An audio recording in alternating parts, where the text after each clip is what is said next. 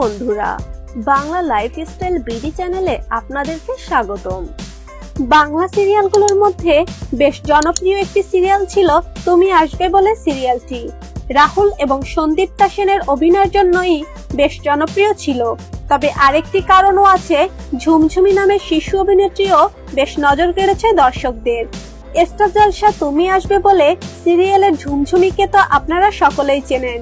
প্রিয় দর্শক, আমাদের আজকের আয়োজন তুমি আসবে বলে সিরিয়ালের সেই ছোট্ট ঝুমঝুমিকে নিয়ে। জুনের 30 তারিখে 2014 সাল থেকে শুরু হয় এবং নভেম্বর 23 তারিখে 2016 সালে সমাপ্ত হয়। বেশ কিছুদিনের ভেতর দুই বাংলাতেই জনপ্রিয় হয়ে ওঠে। এই সিরিয়ালের মূল কেন্দ্রবিন্দুতে ছিল রাহুল ও সন্দীপ্তা। পাশাপাশি রূপাঞ্জনাদি খলনায়িকা চরিত্র ছিল বেশ স্বনামধন্য।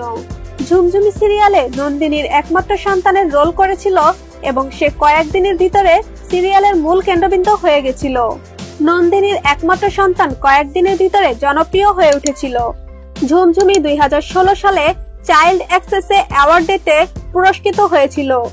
শিশু অভিনেত্রী ঝুমঝুমির আসল নাম রাগ, নীতা মান্না ডাক নাম তিথি।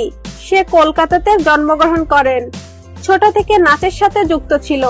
তারপর স্টার জলসা তুমি আসবে বলে সিরিয়ালের মাধ্যমে প্রথম বিনোদন জগতে পা রাখে এবং জনপ্রিয় হয়। ঝুমঝুমি এখন কলকাতার একটি পাবলিক স্কুলে ক্লাস 5-এ পড়ছে। তার মা পড়াশোনার দিকে বেশি খেয়াল রেখেছে কারণ সে পড়াশোনাতে খুব ভালো। তার মা চায় আগে বেশি দূর পড়াশোনা করে উচ্চশিক্ষিত হোক, তারপর আবার চলচ্চিত্র জগতে নতুন ঝলক নিয়ে নতুন ভূমিকায় দেখা যাবে। সে এখন পড়াশোনার পাশাপাশি নাচ শিখছে ও বাউল গান করছে আর খেলাধুলা নিয়ে ব্যস্ত।